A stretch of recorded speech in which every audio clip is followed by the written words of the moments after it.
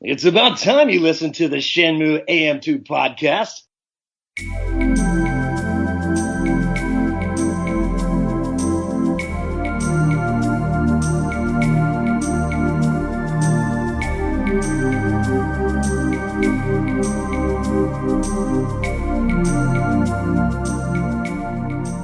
Welcome back to another episode of the Shenmue AM2 podcast, where your host Andrew and Matt. And we took a week off because we wanted to. You're not the boss of us. Don't tell us what to do. When they start paying us, they can tell us what to do. Who's they? I don't know. Whoever listens to this. Pay us money. So we took a week off. So we're doing a double episode this week. We're reviewing episode 10 and 11. So Comeback and Entangled. So, how was your Easter?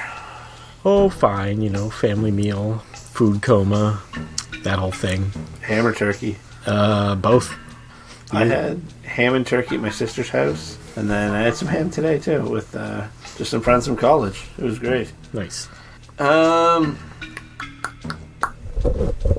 This episode 10, Comeback, starts out at Shenhua's house. She's on the roof, screaming. What is it? The poem? The prologue? No, what's the word? Not premonition. What's the actual name for it? Prophecy? The prophecy, yeah. She's just screaming into the night. No. It does start at her house. Her dad's gathering his tools, and she offers to make him breakfast, and he declines. I can't wait to hit rocks. Pretty much. No time for breakfast. He advises he has a job that he must see through. When I'm watching this, I think he knows something's about to happen. I think I got that vibe in the game, too. Even though I don't think we see him. We don't see him, no. I think just the way she was talking, like he was acting weird maybe or something before he disappeared. Yeah, now she seems to be oblivious to this in the show. She's just like, oh, well, I'll bring you food later. Mm-hmm. Spoiler, I don't think she gets to do that. Sorry, I spent all day daydreaming. Forgot to bring your I was lunch. just saying this poem over and over and over, and my dad just starved to death in a cave because I didn't bring him any food. So it cuts back to the Manmo Temple. Ryo leaves the temple. He meets Wong. I don't know if this is just me, but has Wong gotten taller from episode to episode? I didn't notice. He's almost as tall as Joy. Really? In the game, he seems much shorter. I just had that as a note here. I don't know. Yeah, I think he might be depicted as taller here in the show. I thought you meant episode to episode, but you mean from game to anime. Well, but in my mind, it's from episode to episode. But I know that can't be true. But he's definitely taller in the show than he is in the game. I would say. I think you're right.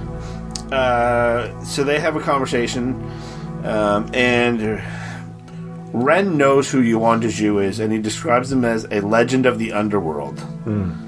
And Ren kind of explains why he's still with Ryo, and he says he's a big score. He has big score written all over him. Still don't see how he sees that. I don't. Even in the game, I never understood why he smelled that. There's absolutely nothing. The only thing I could possibly think of is that Ren knows of the organization involved that Ryo is trying to, slam up against here. And he knows that they have money. But it's very, very evident that Ryo doesn't give two shits about money. Yeah. In the game, he's out for revenge. In this, they're kind of explaining that he wants answers. Yeah. But at no point in time he just thinks he's diving into a big Scrooge McDuck bin thing full of money here. And Ren just is fixated on that. He follows Ren to Kowloon. All of a sudden, we're in Kowloon. They don't even say the word Kowloon in these two episodes, do they? They do. Oh, they do? I must have missed it. But I don't know if it's actually mentioned, but it says there's there's a screen or whatever. Okay. And we're out of Hong Kong. This whole episode felt like a speed run of Shenmue 2. Yeah, it's literally like going at bullet train speed here. He's got like the cheat codes on and everything. He's got his game guide open and he's just railroading through the game. It's there's not a lot of even pacing to the show, if that's a way to put it, because we had 3 or 4 episodes in a row, each finding a part of the Chiyu men, and then we're just literally not even overnight, just Kowloon. Yeah, finding a part of the. No explanation as to how he got there. No bus ride. Nothing. Just boop. Yeah, Kowloon. Yeah. I wonder who's making the ultimate decision on what to cut and what to focus on and what to expand, even. Is Yu Suzuki involved in that decision? I would think you would have to be. So they show up at the herbal dude's place in Kowloon where you can ring the bell. Mm-hmm. He tells them where to go. And this is what I have written down here. See the dude in the black hat that looks like Kim Coates from Sons of Anarchy. Don't know who that is. The guy that plays Tig. Don't know it. Oh. They make him look almost identical to the character in the game. He's just the black suit that has he has the kind of, I don't want to say shaggy hair, but he has a bit more hair. Oh, I know which one you mean. He has sunglasses and the mustache. Yeah. When that guy tells him where to go, Ren kind of takes a look back and he sees that guy give a nod to some other guy lurking in the shadows, and realizes that we might be in trouble. Yeah, his Ren Tingle is his Ren Tingle is alerting him. We need a better name than the Ren Tingle. I just stole it from Spider-Man. I know. Also, Spider-Man No Way Home, excellent movie. Have you watched it yet? Yep. I enjoyed it thoroughly. Peter Tingle way better than Spider-Sense. Peter Tingle. Okay. Spoilers. Peter 1, Peter 2, Peter 3. Or when they get to him, he's like, Peter 3. Points to himself, and he's like, obviously, Peter 3, whatever. Great movie. It is. So they meet Do-Nyu. Is that how we're pronouncing it? Do-Nyu? Do-Nyu? We should have figured this out for sure, but we'll go with that. Okay. Ren busts in to save Ryo. He knows Do-Nyu. Do-Nyu beats both of them up. And you get a bit of backstory for the Yellowheads here.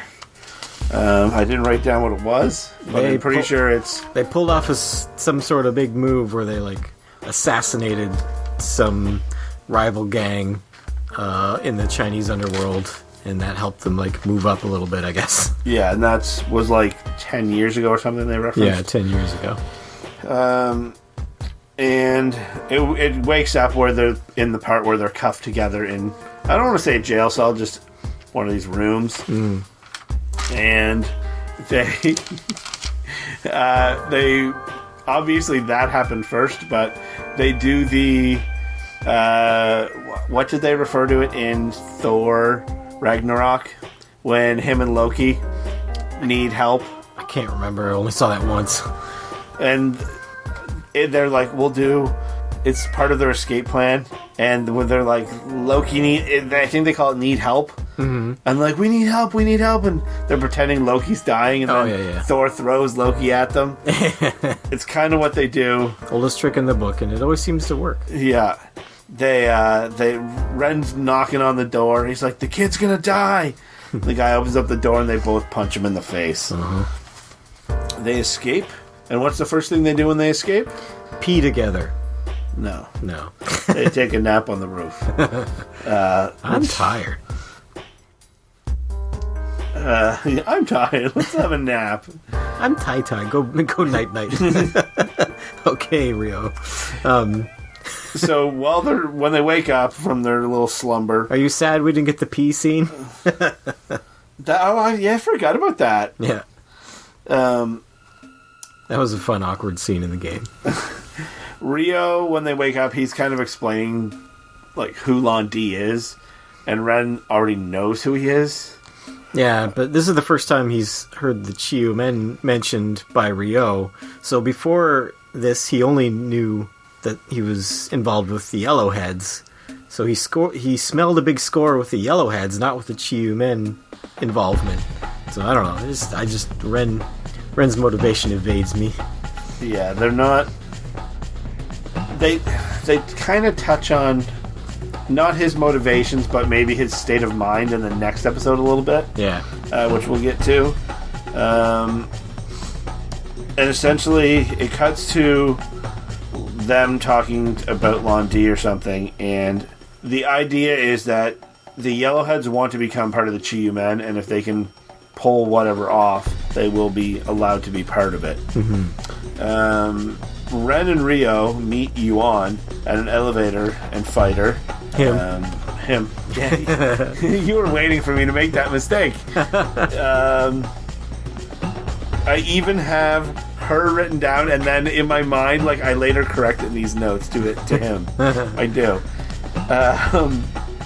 There's ends up being a chase scene with Dunyu. It's where they bust open that door, which is like a fire escape or an exit, and there's literally nothing on the other side of it, and they have to jump to the other roof. That would be so hard to do, to jump across a distance across a crevice or something in time with another person. Like, if you don't time it perfect, you're going to yank on them in midair, which is going to stop both of your momentum, and you're going to fall to your death.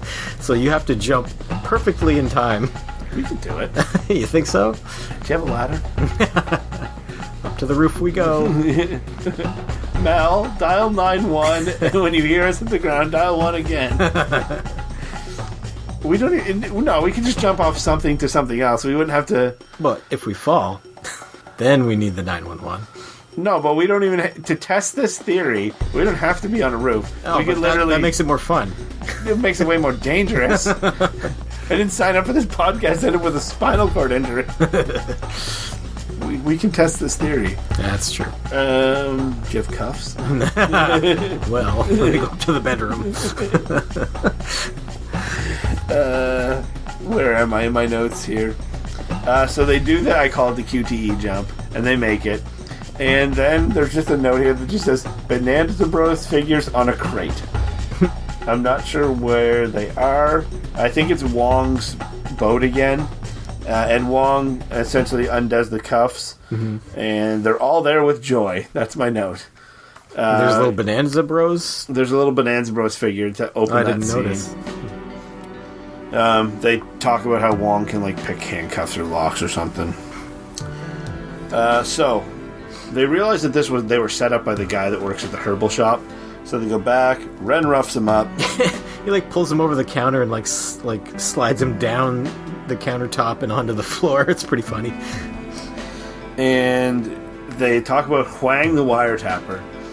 We never actually meet him, do we? In the game, either. In the game or the... Yeah, you just go to his apartment and invade his space. Yeah, pretty much. They break in. They look. He's on a hot date or something. Yeah. He's got his own pair of handcuffs. Yeah. He's like, "Hey, babe, want to jump off the roof with me?" So they find the cassettes. We don't get the Joy Guizhang cassette Easter backstory egg here. Yeah, that doesn't happen. I really wish it had of. Do they also make it seem like it was the first cassette he tried, or did they make it seem like time was passing? I think they made it seem like time has passed. I don't remember seeing a montage of him, like, sitting and listening. But maybe I'm did wrong. they make it look like Ren was, like, falling asleep on the couch or something? Yeah, Possibly. It goes back to the Manmo Temple, and Zhuing's having a flashback. Her brother says, "I will," and this is verbatim, "I will get my revenge even if I have to sell my soul. They will pay dearly." Ryo isn't that intense yet. No. But there's some genius writing for this episode, because the very next scene, the tapes state that Zhang is being held captive.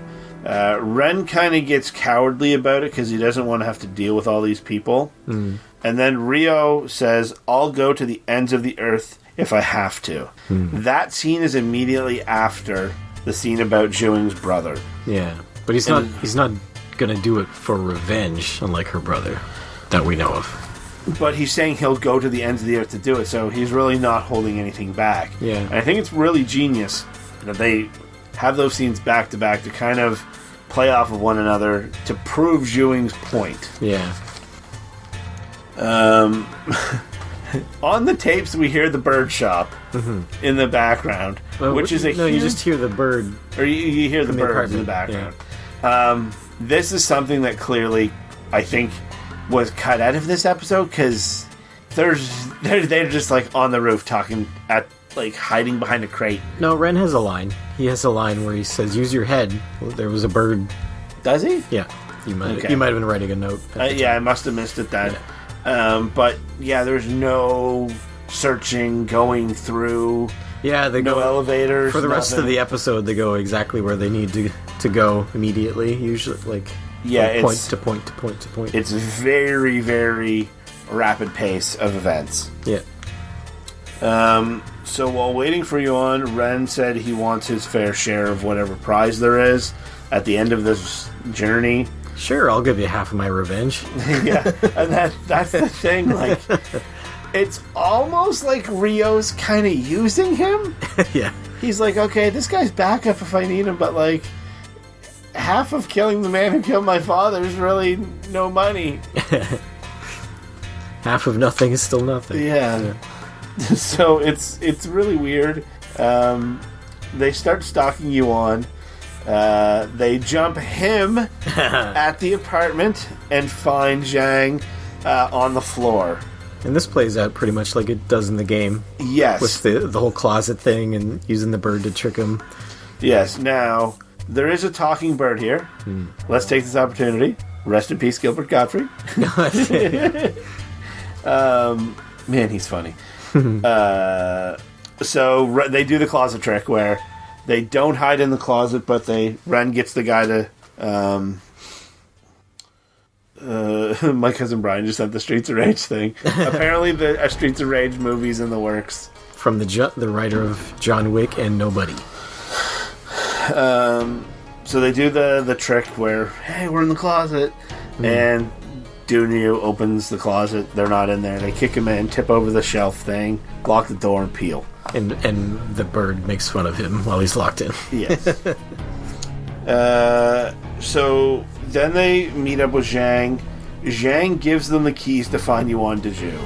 This is not how this plays out in the game at all. These keys are more like to open secret passages, like one after another. Yeah. Yeah, it's a series of events as opposed to working your way through that building, finding that room where there's 8 keys, only 4 of which you need actually to use to put in the little statue on the wall. the wall there, or the altar, and I mean, yeah. it's just like a montage of like secret passage, which really speeds it up. And at the end, they do meet Yuan Deju behind this hidden wall. Who just hangs out behind a hidden wall?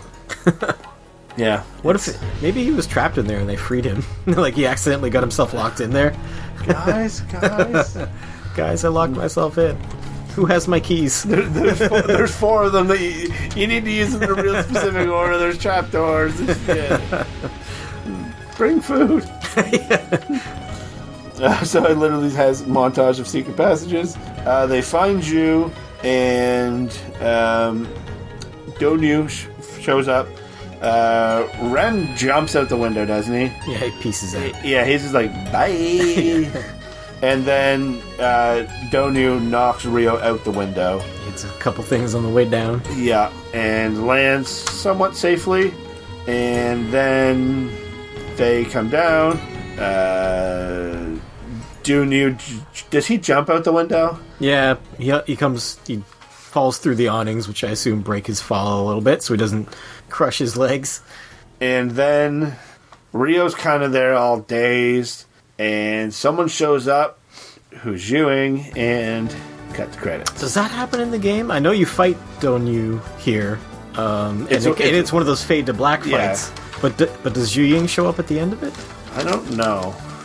She must, because how else would you get out of it, I guess. But that was episode 10. Breakneck pace. Yeah. Very quick, skimming through the story. Keep forgetting how many episodes there are in total. There's 13. Okay. So after episode 11, which we'll talk about here in a sec, we'll have 2 left. Yeah, it feels like the next one, 12, will probably finish up the Kowloon, Hong Kong stuff, maybe? Yes. That might spill over into the last episode a little bit. And then, yeah. They've released the name of the 13th episode. It's just called Shenmue. Oh. Which makes me think... Sounds like he just gets to the village or maybe her house or whatever, yeah. It's kind of crazy when you think about it that in the game, you play 2 full games to find out why the game's called Shenmue, and you watch 13 episodes of this show. They may call it Shenmue at the end of the 12th, maybe? But yeah, you're a season into a TV show, and then you find out why it's called what it's called. And even though we know what a Shenmue is, we still don't know. It's a whale at SeaWorld, so we're all on the same page. Shenmue, yeah. We still don't know why the video game is called that. Like, what's so important about that tree that the game deserves to be called that, right? We know what a Shenmue tree is, but why? Why is the game named after that? That we don't know, right? No, and so the Shenmue, there's a different Shenmue tree in the 3rd one, isn't there? Where his dad's handprints are in the bark or in the tree. Is that also a Shenmue tree? I think so. Yeah. But yeah, really weird. What'd you think of this episode? I just thought it went too fast. Yeah, getting to know, like, Ren and Ryo getting to know each other felt a little rushed, which made it more questionable why Ren would be helping him. I think probably for viewers who haven't played the game and don't have like a sense of his character or their relationship already. If they just see this show, they might be like, why is this guy coming along, and who is he really? We barely know him. It almost seems like it's going to fit more with the way Ren's presented in Shenmue 3. Yeah. Where it's just like, hey, I'm here, tagging along. You might see me, you might not. Yeah. I'll show up here and there. So maybe they're kind of streamlining him that way to make it make sense for Season 2. Which you heard it here first, folks. Season 2 announced. That's not true. I hope it is. Let's wish that into existence. Okay. You said it. Now it has to happen, or you're a liar. Either way. Yeah, so that was episode 10. Before we hop into episode 11, something really cool is happening. It's probably way more popular and recognized in Canada than it is in the United States, but Kids in the Hall is coming back. Oh, yeah. You excited about this? I love Kids in the Hall. It's a little before my time, but it was on reruns on the Comedy Channel all the time, right? Yeah. I have a friend that's super into this show, and it's nice seeing other people get their Shenmue 3. Yeah. If you know what I mean, like, it's just, it warms my heart that, like, seeing people that are so excited about something. Did you watch the trailer? I did, yeah. I like how it opens with them being exhumed from the grave they were buried in the very, very last sketch of the 1995 final season. See, I didn't know it was related to that. I thought, but like, even if that didn't happen, it still makes sense. Yeah. For this new trailer. And I did you watch Superstore? I've seen just a couple episodes. I know Mark McKinney's in it. Yeah, he played, like, that's who I'm most familiar from this show, and like him playing Glenn was absolutely great in that show. But yeah, it's nice seeing other people get their Shenmue 3. Yep. Okay, and now the next episode. Episode 11, Entangled. You didn't question why the other one was called Comeback, like you've been questioning all these names. I think it's evident. Why? I have no clue. What do you think? I don't know. So this one, entitled Entangled. So it's just because he's getting more and more entangled with the Chinese underworld, I guess. That's genius. We'll go with that.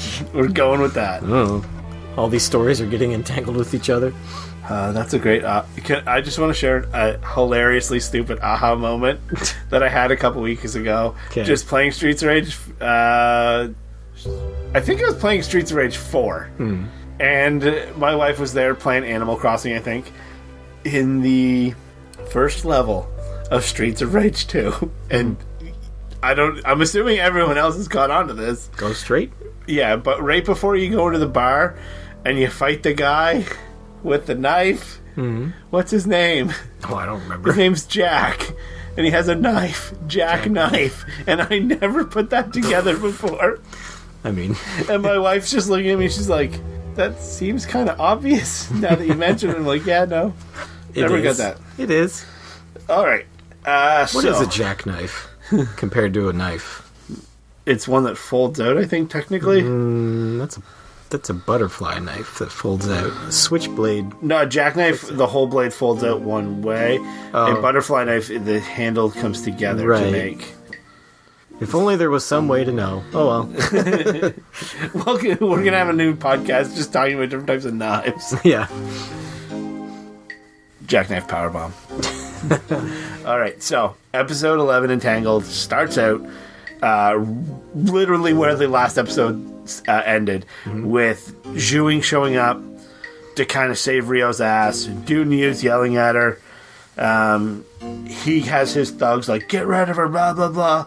She obviously destroys the thugs. And there's this weird thing going on with her eyes too, like her, you know how her body like does the tracing. Yeah, her eyes are doing it even more than the rest of her body. It's a cool effect. It makes it look really interesting. Yeah, a piercing gaze. I'm not sure what it represents, but I like it. Is it an actual power of some sort? She's Cyclops. Yeah. I could optic blast you right now, but I won't. Even though that's impossible for her to be Cyclops, because... No, Cyclops has two eyes. Why is he called Cyclops? Because he's one got laser? one visor. That's stupid. That's stupid. Now, while this fight scene, as we'll call it, is happening between Dunyu and Zhuing, upstairs, back in that window that everyone jumped out of, there's Yuan and Yuan de Zhu, and a couple thugs, too. And one of the thugs takes a shot at Yuan de Zhu, and he, like, smacks him with the cane, and then smacks them both with the cane. And then Yuan slices the cane in half with her knife, and, like, he's about to put up a fight, and she just kind of puts the knife to his neck or something, and he kind of has to give up. Could a knife slash a cane in half? Maybe it was like a licorice cane. We're just going to have to do like a Shenmue Mythbusters. Yeah. All right, so if Matt's holding a cane and Andrew's holding a knife, and then their other hands are handcuffed together and they're jumping off a roof. All right, so Zhuing dispatches of everyone, and then Ryo just kind of like, his eye quivers a bit, and he's like, ugh, and he just tips over. Yeah. I'm bleeding internally. Wakes up in the church just like he does in the game. Convent or orphanage, or they refer to it as a convent in the game. It's actually just in one of the buildings in Kowloon, isn't it? It's not its own separate like structure or anything. Yeah, it's like on a random floor in a random room, I think. Yeah, it's like you're in this very samey looking building, then all of a sudden you're in like this completely different looking location within it. Almost like how hospitals have a little chapel in them. Yeah, is kind of the vibe I get off of it. Zhuing's kind of explaining in the church how her brother was seeking revenge and she doesn't want Ryo to make that same mistake. They spar in this church. He just kind of gets up to leave. And she's like, fight me. And he just turns around and just bow right in the kiss her, drops her, done, just leaves. That doesn't happen. It's almost like she teaches him a move, kind of. I think she does after they cut away. Yeah, and she talks about him, how this move will kind of help him be in a better mental state. Somehow. I think she thinks he's unstable.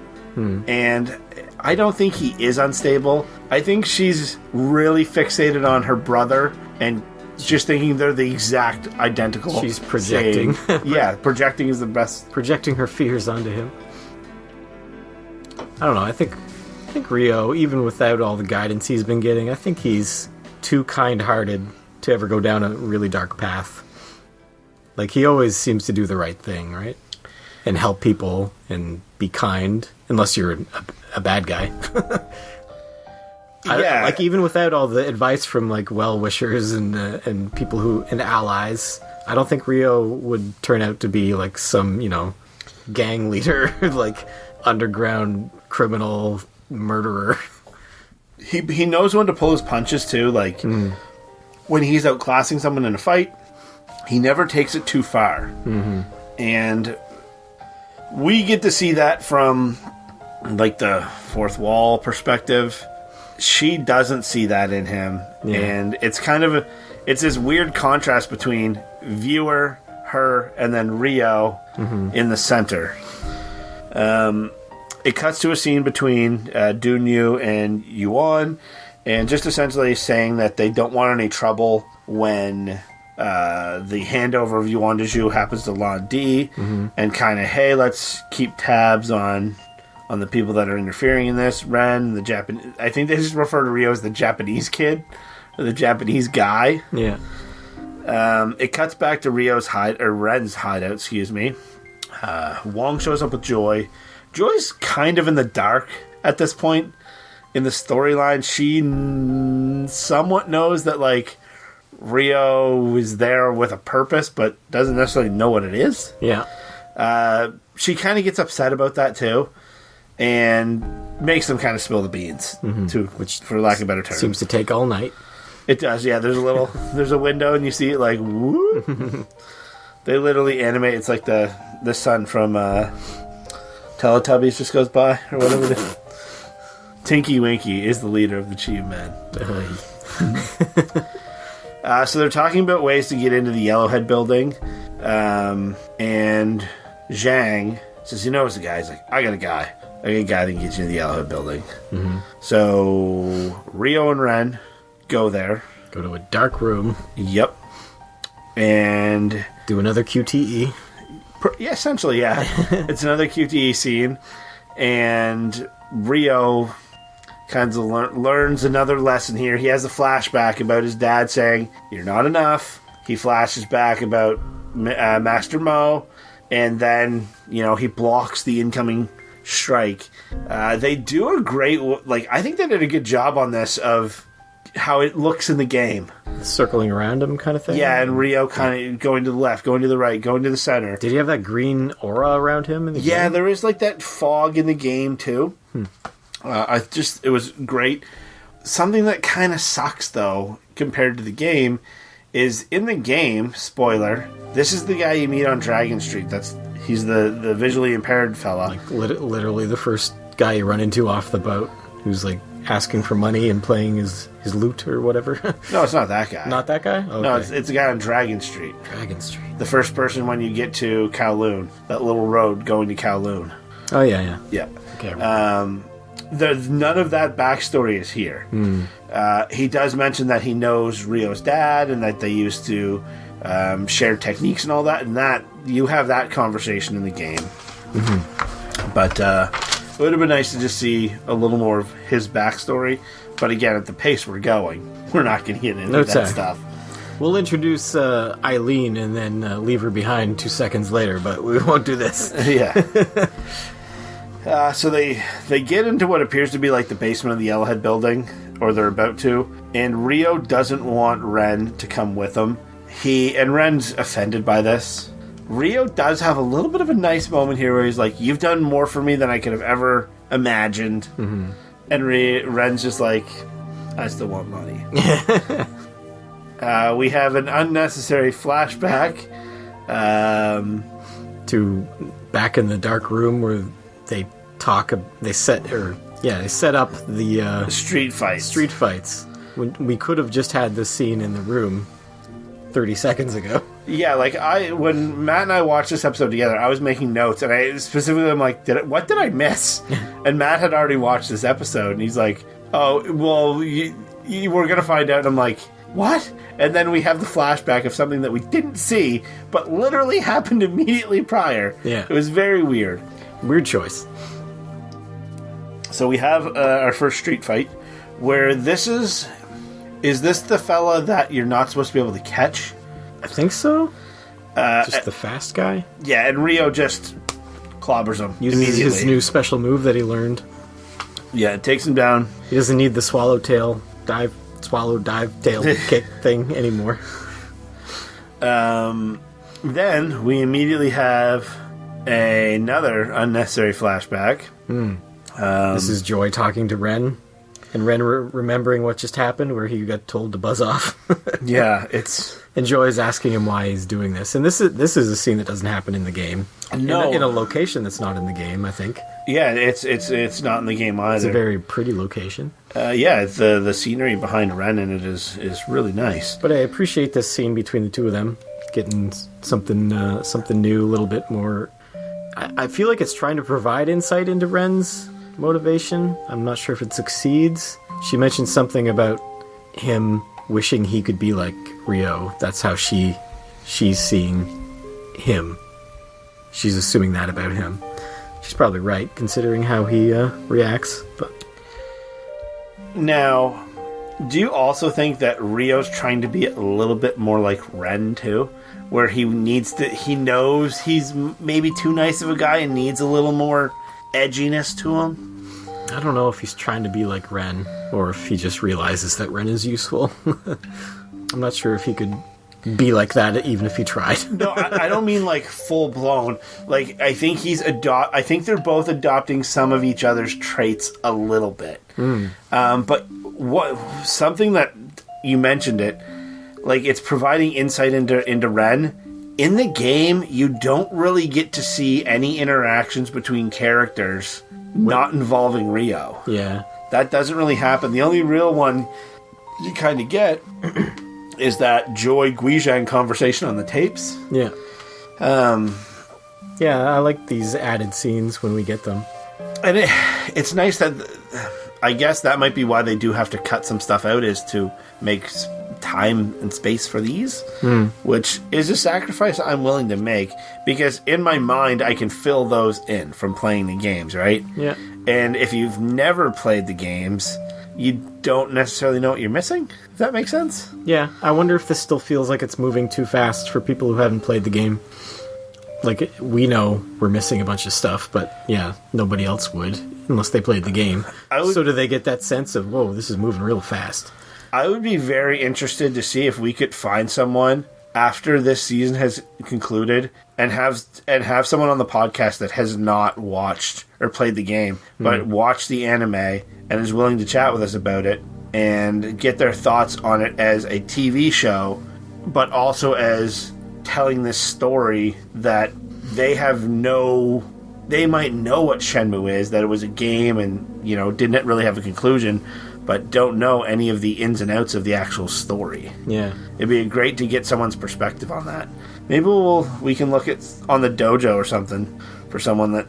I doubt any of those people are on the dojo. We'd probably have to look on, like, Reddit or something. Yeah, we'll reach out. We can try to make that happen. Crunchyroll Reddit. I'm sure one exists. So it cuts to a Joy and Wong chat. And it's essentially Wong kind of been like, we need to help these guys. And Joy's kind of timid.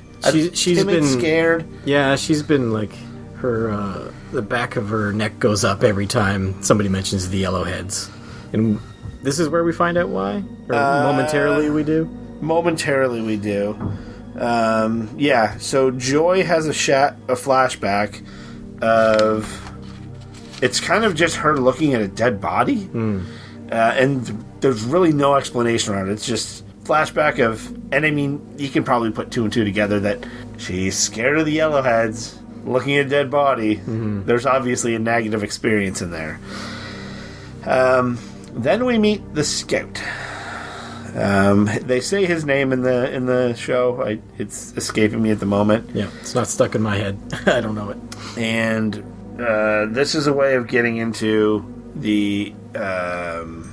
so it's cutting back and forth here. So when it cuts back to when you meet the scout, this is just after Ryo has defeated that first Street Fighter.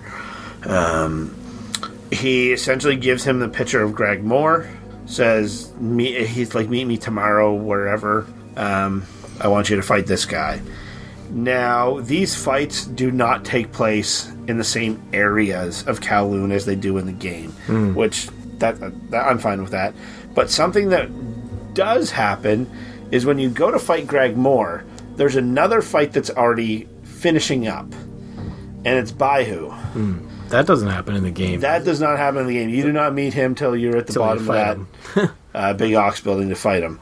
Essentially, you're rescuing Joy at that point in time in the game, are you not? Yeah. I like this, introducing him before then, because when he shows up in the game out of nowhere and he looks so weird, you're like, whoa. He's another character. He's almost the Chai of Shenmue 2. You're like, what's with this ensemble, this very elaborate getup? You're fighting in the basement of a dingy old building. You look like you came out of a different video game, my friend. Yeah. But yeah, all the underground fighting, by the end of the episode, you think we're done with that? Did we completely skip over Chunyan? She's not going to show up? They could rearrange it so you encounter them on your way to Baihu. But why would he stop to fight them and enter a sanctioned match for money? But it might not be about money or something. You might just literally, she might be a gatekeeper type idea. Could be. I have a feeling they're going to skip it. Skip all the fights we didn't see. You're probably right. She's one of the more interesting ones because there's the street fights that you have with, fighting the guy with one eye, fighting the three guys where each one's harder than the last one, the guy where you need to not get latched onto or thrown, the one where you need to catch the guy. Then you have those three separate ones against Greg Moore, Chunyan, and some other guy, the guy with the afro. Those fights are the ones that you get the almost like postcards of from the scout. I don't know. I would have never even put that together until you mentioned it. Considering Ren takes the scout out, I think we're done with the underground fighting ring. Yeah. We forgot to mention at one point, Yuan is talking about Zhu, and he casually mentions, is she the daughter of Chun, I think he said? Chun? Yeah, it was like Chun. Yeah. And when I read it as Chen, do they think she's Master Chen's daughter, but it's not, it's Chun, so... Yeah. Is this another backstory we're getting fleshed out? Well, if Chun is her father, we'll assume, and her parents are killed, then they're, dropping some breadcrumbs for us, which I would absolutely love, because we obviously didn't get any of that in Shenmue 3. Yeah. Which would be really... I want this intertangled, you want it all intertwined stories of how all of this comes together. You want it all opened up and revealed how all this fits together? I do. Yeah. And I think we're going to get that in Season 2, confirmed right here on the Shenmue AM2 podcast. Speaking of, I don't know if we're at that point, but it's revealed that Joy's mother was part of the crime family that the Yellowheads assassinated, and she lost her mother to them. So that's brand new backstory for her, right? That is brand new backstory. There's definitely, when you play through Shenmue 2, people fear Joy. She definitely has this past, or... This might be why. This could explain why. That's something that kind of, when you get to the end of Shenmue 2, and Joy's long gone at this point in time, that's a question mark that's still never answered. And this show is a great opportunity to dig in deep to that lore that we just never got. Yep. And probably we were intended to get because Joy was going to show up in Shenmue Online, so we probably would have got it there somehow. But I'm loving those little bits of stuff. Yeah. So you go fight Greg Moore. It's just like the other street fight. You beat him immediately. You do, or Rio does? Rio does. I personally fought Greg Moore. You get another note from the scout, and then you encounter Ren having a friggin' tantrum. Because he lost money. Because he bet against you, which you do have that in the game. Dunyu, and then we cut to a scene with Dunyu and Yuan chatting about Londi arriving. That there's really not a whole lot to talk about there. Then we cut to Guilin, and we see Shenhua, and she forgot to feed her dad. Now he's dead. The end. No, yeah. She sees some sketches on the table of the giant mirrors. Do we know they're giant at that point in time? I guess not. Because they could just be the sketches of the mirrors. I'm sure if she looks close, there's like little measurements and numbers and stuff. I want to know more about that sketch. I want to know where it came from, why he has it. Did he just make those?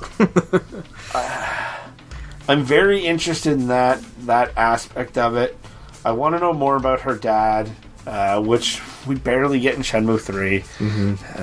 But yeah. Then we learn about Joy's mom being killed. Okay. It shows her standing in a cemetery, and she has a flashback, and it's the same flashback that we've seen. And I kind of thought it was Joy in the first one, but then you see it from the other side, and you see her face. Joy as a child, and it's been that about 10 years, age-wise, like it fills that time frame in. Then we actually see the leader of the Chiyu Men. Cool Z. Matt just admitted it on tape. Cool in the gang. Cool Z, Sam, and Larry. They're asking Wong to find another mark, like they did with Rio. They're going to scam him.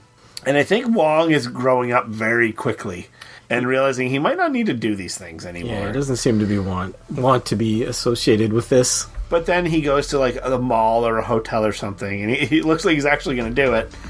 And he overhears a conversation between kind of the main thug from the mall in a black suit, saying that they're keeping tabs on Ren, which we've seen. They keep showing the same thug everywhere Ren goes. He's literally lurking in the shadows. And they show it like 3 or 4 times. Wong overhears the conversation and panics. Blurts something out. He literally panics, and then these 2 guys are like, what? And they see him and they chase him. He runs past Cool Z and Larry and Sam, and they don't help him. No, but Matt noticed something very important. There's no music coming out of that boombox, but he's still carrying it. Maybe his battery's died. Who knows? Maybe. Has there ever been music anytime we've seen him? I don't think so. Somebody do a fan edit of the show and put that music back in. Hey. So the goon he literally chases Wong right by Sam, Larry, and Cool Z. They don't even stick a foot out to trip him or anything. There's 3 of them. They could take that guy. Yeah, easy. They could just throw the boombox right at his face. Well, like Cool Z Rio getting hit with that fire extinguisher in Shenmue 3. Just thunk, right in the schnout. Ow, the corner. So we cut away from this scene momentarily, and it shows the scout leading to that like locked door in the basement of the Yellowhead building, which is where you go to fight Bihan, not Bihan. Baihu. No, you fight Baihu in the... Bihan is Sub-Zero. You fight him in the bottom of the Big Ox building. But in the game, this is the scene, like, doesn't Wong unlock the door?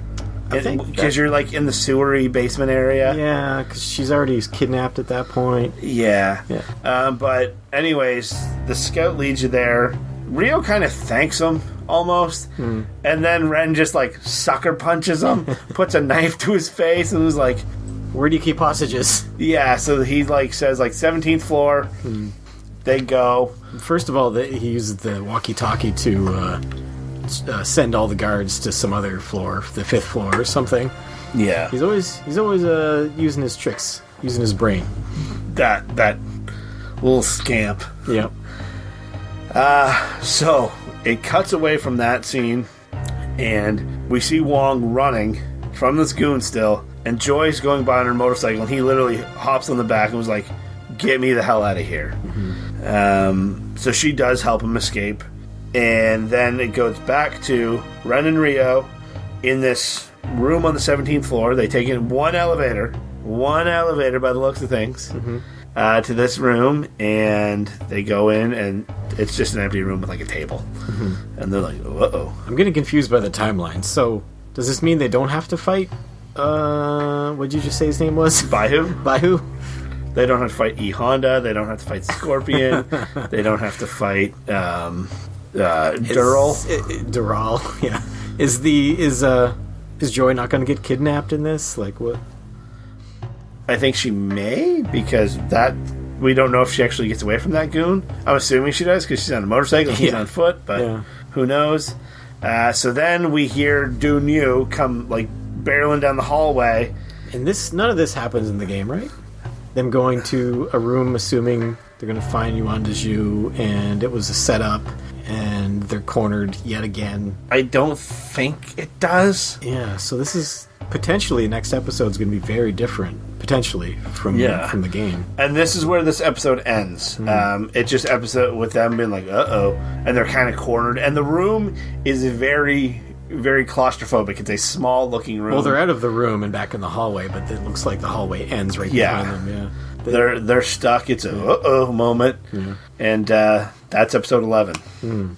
So we have 2 episodes left for this season. This one didn't seem to rush through as much stuff as the previous episode. No, gave us some expanded scenes with characters and backstories. Yeah, the Joy thing is really interesting. I assume that they're going to continue to tell this story, and see how Ren evolves, if he's any different than he is in the game, how this is going to end, because it does look like you're fighting Lan Di on that rooftop, as opposed to just him being flown away on the helicopter. So what, you think they're going to fight? What? It shows them fighting on the rooftop in the trailer. Really? Yeah. The trailer from the season at the beginning, or like the okay. So these 2 episodes, I think, are really important. We'll try to make sure we do these 2 as individual episodes. We just had some scheduling stuff going on, and I wasn't feeling the best. And I didn't want to poop myself during this podcast. That's really what it boiled down to. For once, you didn't want to poop yourself. The other ones, the mess I leave here every time for Matt and Mel to clean up. So please comment on this. We want to hear your thoughts on it. Like, comment, subscribe. Ring that bell for notifications. Shenmue AM2 Pod on Twitter. Shenmue AM2 Podcast at gmail.com.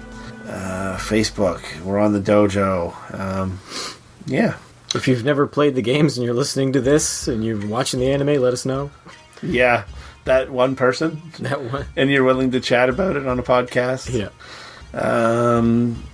Other than that, the only other Shenmue news is if you ordered that huge bundle from Limited Run that had the records in it and the special limited edition that has all the DLC with all that stuff, that's starting to ship out soon from Limited Run. So that's finally going to be... I think that's going to be the last Shenmue 3 thing I get. Nice. Which, I don't know. Interesting. It's still been such a long journey. Shenmue 4 rumors are out there. Yes. How have we not talked about this? Have they been debunked yet? No. They're still It's going? What's the name of the company? It's like 101 Games or something? Or 110 Games, 101, something. It's a number. And they just kind of, how did it come about? I don't know. Someone said something about Shenmue 4, and they're like, well... Yeah, I haven't been reading it because I don't want to get my hopes up. So I'm just... Until it's confirmed, I'm going to assume it's not happening. Always a pessimist. Yeah, realist. No. How can it be realist? You didn't think we were getting Shenmue 3. You didn't think we were getting Shenmue 1 and 2 HD. All of those things exist now. Remember when we talked about getting Kids in the Hall back? You've gotten everything you've wanted. You've gotten your, what's that show? Twin Peaks. And is it because I didn't expect it? Maybe. God damn it. I never took that angle. Well, you better not want Streets of Rage 5. I don't want it. Do you want a new Golden Axe? No. What about... Did you ever play Rocket Knight Adventures? Yeah. Did you like that one? That's another For one you, want? I don't want that. Okay. We better not win the lottery. That's something you don't. I'm the opposite of Michael Huber. Everything he wants happens. Everything I don't expect to happen happens. Yeah. So that's this episode. All the social media stuff. We'd like to thank our sponsor this week, the Yellowhead Building. Now, with regular working elevators, you don't have to take 18 different elevators to make it to the 17th floor. Sweet! Bye. Bye.